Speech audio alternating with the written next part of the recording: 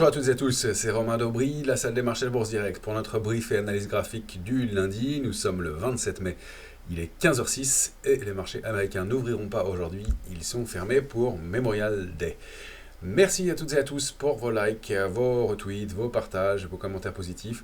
Pensez à vous abonner comme toujours à la chaîne Bourse Direct YouTube, à repartager ce contenu, à le liker dans la mesure du possible, et sous les vidéos, sur YouTube, et puis sur Twitter et les réseaux, enfin sur X et les différents réseaux. Pour ce début de semaine, effectivement, on entame les choses très calmement puisque les marchés américains sont fermés. On sait que c'est toujours source d'absence de momentum. Reste qu'on n'a pas d'alerte majeure et puis des éléments intéressants à aller regarder du côté des small et mid caps. On va aller faire un tour un peu complet. Il y a quelques valeurs qui ont des configurations bien positives. Pour ce qui est de l'intérêt sur les marchés dérivés, c'est vraiment en demi-teinte. On n'a pas de signaux forts. On peut dire qu'il reste un petit solde vendeur de la semaine dernière sur l'Eurostoxx.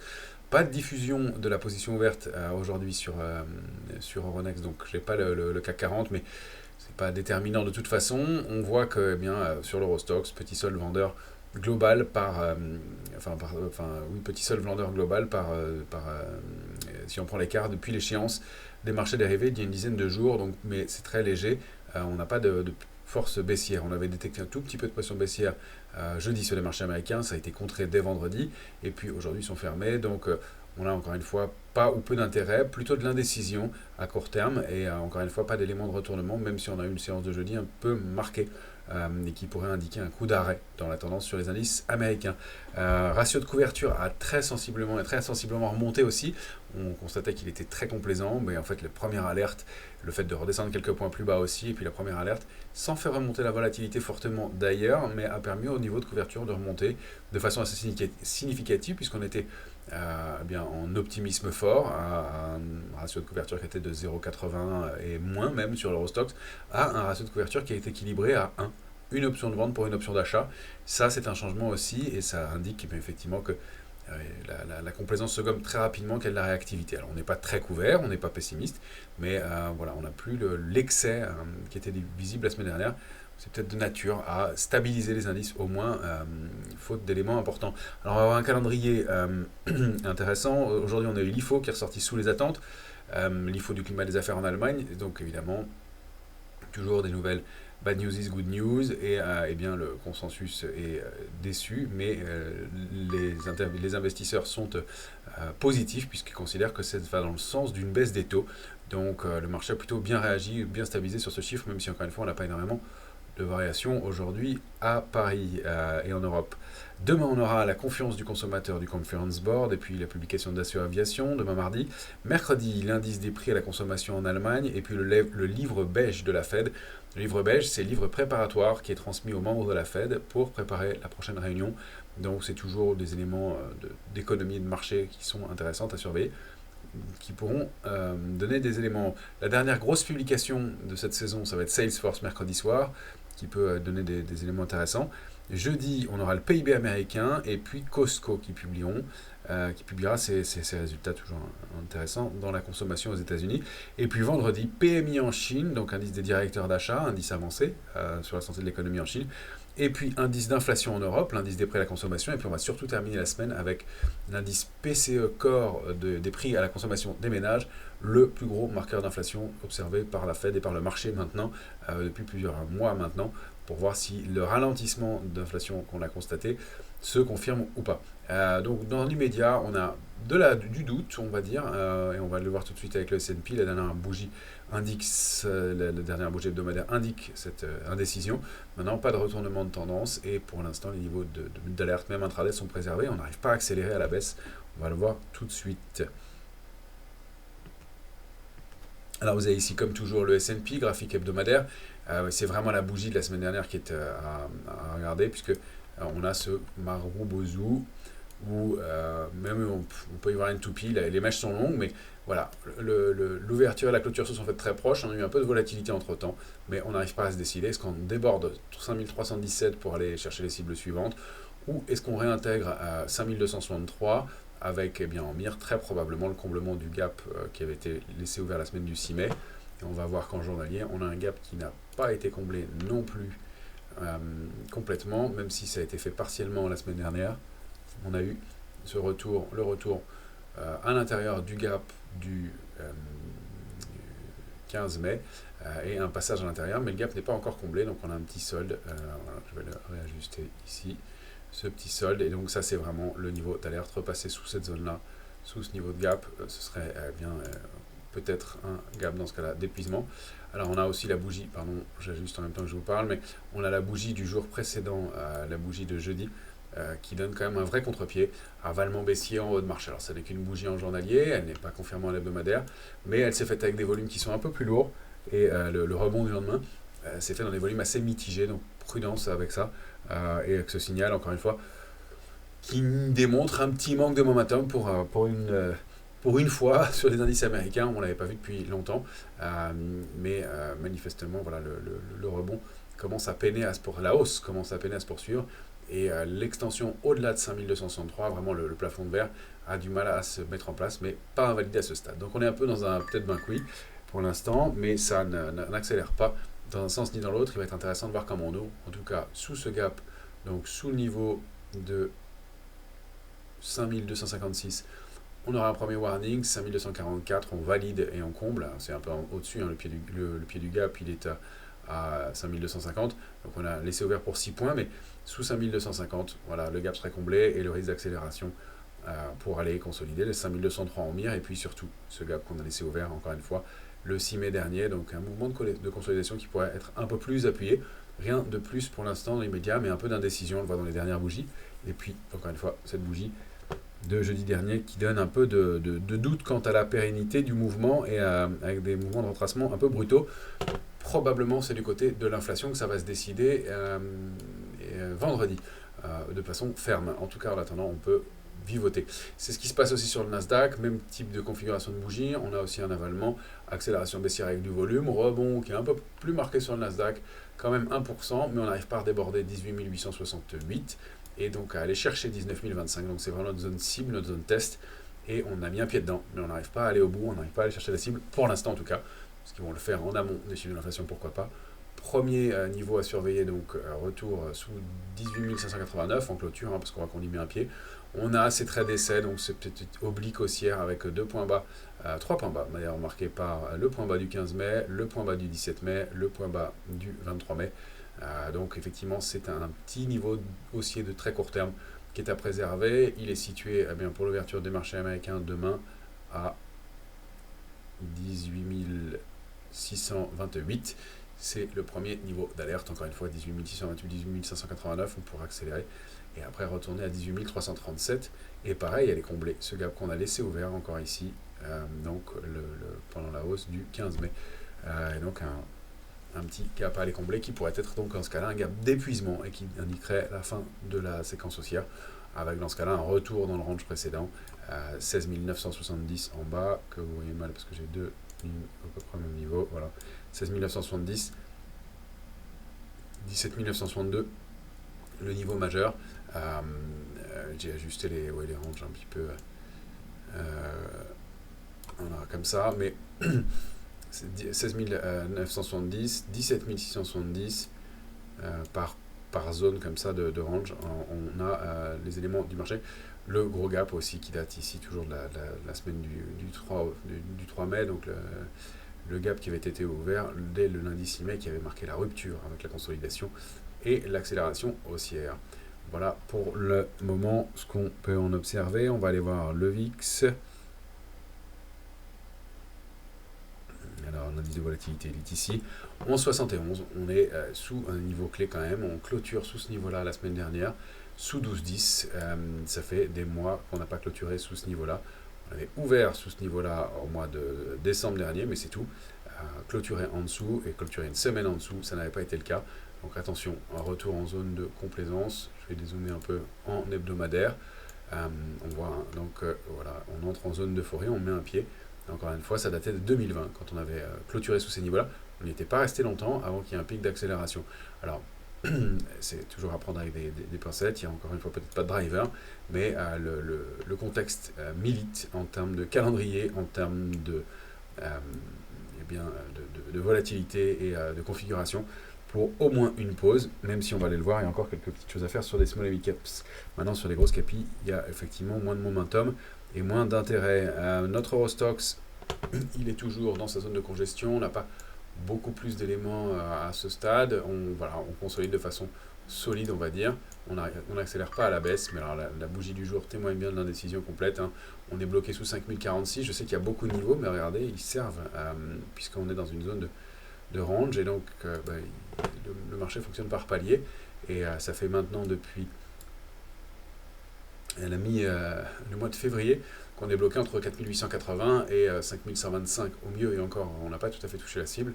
Et là, on évolue autour de 5046, donc plutôt, on va dire, au-delà de la médiane à 5013 du range, 4880, 5125, mais toujours sous ce plafond de verre de 5096, et manifestement avec un peu de divergence. Pas beaucoup de momentum, et peut-être, alors on va aller le voir tout de suite sur le CAC 40, une consolidation qui est déjà en balance, puisque si on regarde sur le futur CAC 40 en 14 heures, on avait identifié ce canal baissier, qui est actif en très court terme depuis le 16 mai, bien touché en bas, en haut, tentative de sortie, invalidée, 2 rebonds en bas ici, en fin de semaine dernière, et puis, enfin, 2 rebonds, justement, grâce à voilà, jeudi 23 et vendredi 24, et là, on est en train d'essayer d'attaquer la borne haute du canal. Alors, à voir, parce que on a pris l'ouverture de cette bougie, l'ouverture de celle-ci, mais on a eu des mèches qui ont dépassé. Alors, parfois, le marché, en ce moment, surtout quand il manque de momentum, peut aller décaler un petit peu son canal. Regardez comme là on est peut-être en train de le faire. Donc il va falloir l'ajuster. C'est pour ça, encore une fois, je préfère travailler avec les horizontales.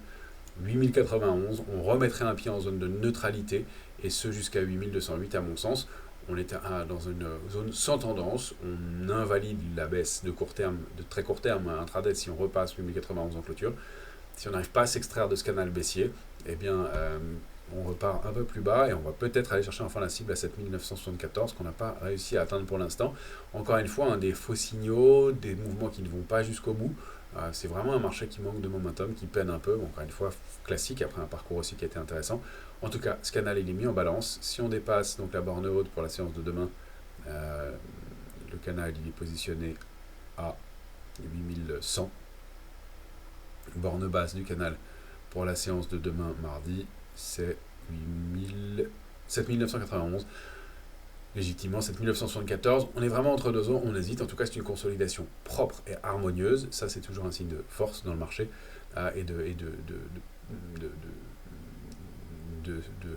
d'harmonie du marché, donc qui indique qu'il n'y a pas d'alerte majeure. On rappelle que l'enjeu à moyen terme, c'est le trading range 7830-8149, au sein duquel on est bloqué depuis maintenant le mois de mars. Toute cette zone de range qu'on a balayée, dont on n'arrive pas à s'extraire, dont on a fait une fausse sortie au moment de l'échéance des marchés dérivés du mois de mai, et qu'on a réintégré très rapidement dans la foulée. Donc pour l'instant, manque de momentum, même si on n'a pas d'alerte et pas d'accélération baissière. Donc notre petit range, c'est 7974, 8091. La zone autour de la borne haute du large range, bien 8149, c'est bien 8091, 8208. Tant qu'on est entre 8091 et 208, pour moi, zone de neutralité, on aura un biais un tout petit peu plus haussier si on repasse 149, plus baissier, on essaiera de vendre les rebonds tant qu'on est en dessous de 8149, et puis accélération baissière sous la zone 8076-8091 pour viser 8040, 8000 et 7974. La cible idéale du retracement, c'est la borne basse du canal de long terme, c'est notre alerte de court terme, notre zone d'alerte de court terme, 7830, 7886. Parmi les valeurs que je voulais vous montrer, puisque c'est surtout ça qui va nous intéresser pour cette séance, on n'a pas énormément d'éléments sur les indices. Alors, on va aller voir différentes valeurs. Je voulais vous montrer deux CRSI, on l'avait évoqué la semaine dernière, elle a eu l'air d'accélérer un peu. CRSI, elle avait l'air d'accélérer un peu la semaine dernière, et en début de séance aussi aujourd'hui, ça se calme, donc des niveaux de résistance qui sont manifestement importants pour le titre. On est en journalier de CRSI. Voilà la valeur qui était en train d'essayer de réactiver à la hausse en début de semaine. C'est pas extraordinaire pour l'instant. Elle bute sous un niveau intermédiaire et ça ne confirme pas. ICAD, on en avait parlé il y a plus d'un mois de ça. J'avais pas fait de mise à jour dessus, mais ceux qui ont suivi, tant mieux, puisque on avait envoyé une recommandation acheteuse sur le titre avec cette vague de Wolf qui a été formée à la baisse. 1, 2, 3, 4, 5 réintégrations, on a réaccéléré.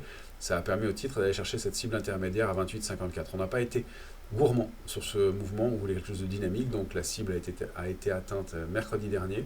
On a envoyé tardivement la prise de bénéfice, mais en tout cas le niveau 28,54 et la résistance a bien été atteinte mercredi, et donc pour nous, on a jugé utile et le bon moment pour prendre le du bénéfice. Maintenant, encore une fois, c'est une réactivation haussière qui se confirme, même si le momentum est un peu léger. En effet, je vais voir quelle est la bonne ligne, qui m'a servi d'appui. C'est celle-ci, on va la rendre plus épaisse et voir comment se comporte la valeur après avoir atteint ce niveau de support intermédiaire. C'est celle-ci qui est plus bonne. Voilà, et donc on en avait une autre petite ici, c'est pour ça que j'en ai tracé en 2 fois, mais en tout cas, toujours est-il qu'en hebdomadaire, on a cette vague de Wolf haussière qui est toujours valable, avec des cibles qui se situent, pour ceux qui veulent conserver le titre, et bien au-delà de 33, grosse résistance sur le titre, et puis à 35-60 environ, selon le moment où l'oblique 1 à 4 seront atteintes et touchées. En tout cas, pour nous, c'était l'occasion d'encaisser, même si on n'a pas d'invalidation, pour faire des petits arbitrages rapides. Parmi les autres valeurs que je voulais vous montrer, on avait évoqué, et on est rentré sur, il y a 8 jours sur JL Events. JL Events qui confirme aujourd'hui bien sa poursuite haussière, au-delà du support à 18,40, au-delà du support à 20,15 qui est majeur et 20,70, bien elle accélère un petit peu aujourd'hui, en direction de 21,77, 22,50. Alors, attention à un des éléments de plus court terme. Là, on est en hebdomadaire sur le GL Events. Si je zoome en journalier, on avait cette structure qu'on peut voir comme une épaule, tête-épaule inversée, avec la ligne de coup ici, accélération haussière. Attention, la cible idéale se situe à 21,40. On a déjà été testé ce matin, 21,30. Donc, petit manque de momentum dans le marché actuel qui fait que peut regarder pour prendre du bénéfice sur des cibles de court terme, même si encore une fois le parcours à moyen terme reste haussier, mais on est proche de la cible idéale et du premier niveau de prise de bénéfice en très court. En tout cas, le parcours reste haussier. Je rappelle que G11 c'est un très beau parcours propre depuis 2020. Elle évolue au sein d'un canal haussier, dont elle va chercher régulièrement borne haute et borne basse. Elle a rebondi sur la borne basse. Elle a eu du mal à aller chercher la borne haute, mais elle n'est pas allée chercher la borne basse ensuite. Elle a préserver ce gros support à 18,40, puis déborder 20,15. Donc ça reste haussier pour le titre, même si encore une fois le momentum est assez léger dans l'immédiat. Française de l'énergie, aussi on était rentré dessus il y a quelques temps, on en avait parlé il me semble, ensemble.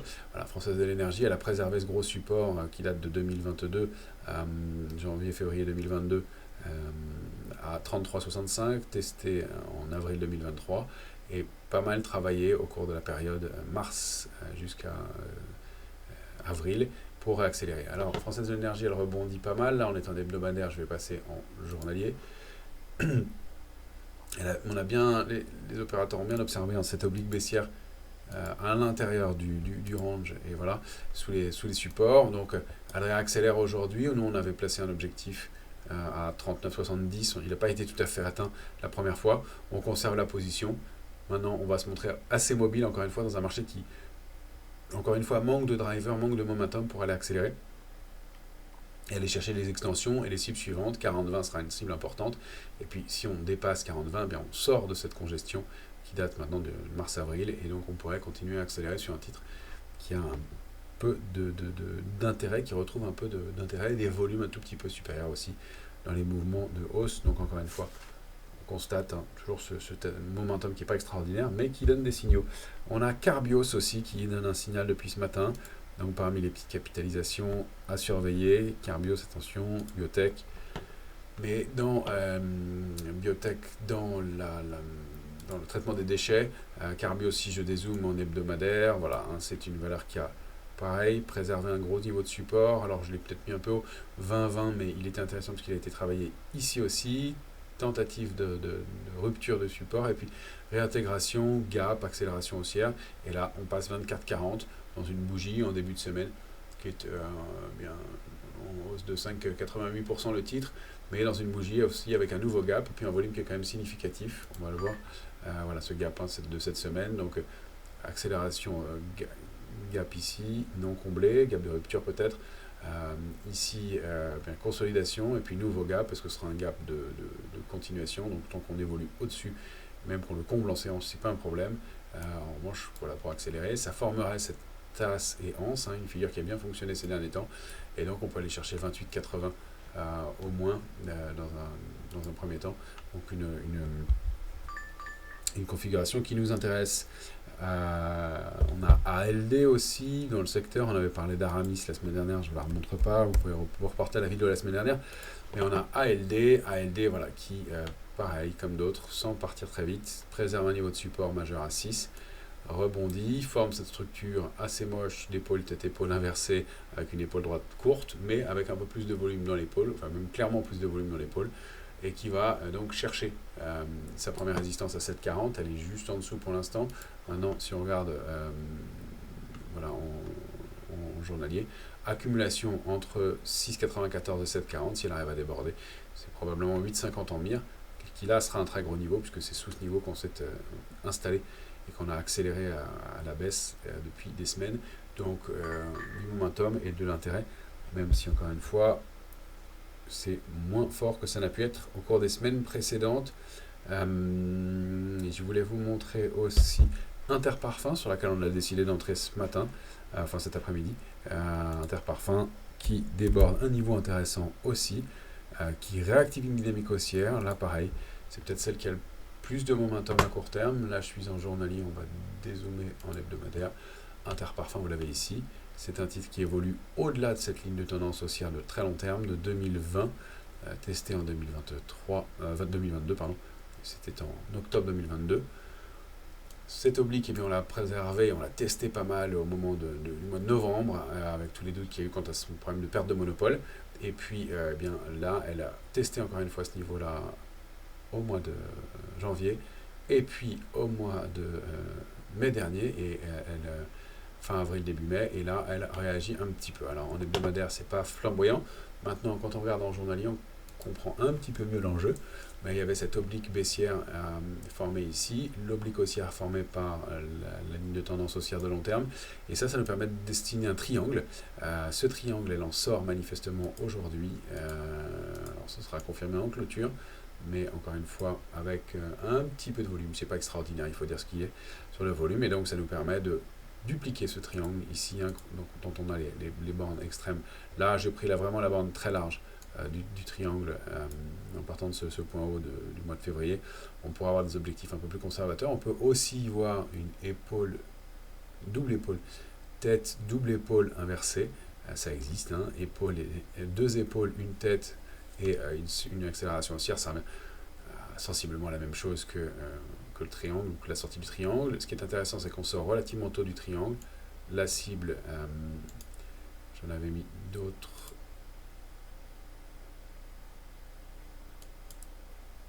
Je suis un peu loin à 57,40, j'aurais juste, on va dire c'est 57,30.